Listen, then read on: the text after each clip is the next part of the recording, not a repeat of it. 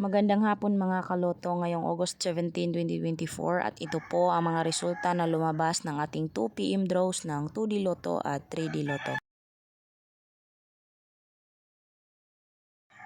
2D Lotto 2 PM draw result ngayong hapon ng August 17, 2024 at ito po ang mga sumusunod na lumabas.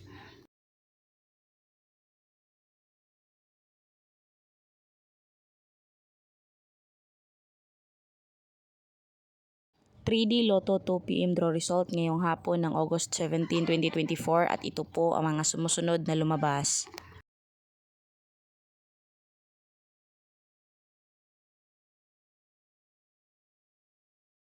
Congratulations sa lahat ng ating lucky winners and thank you for watching. I love you all.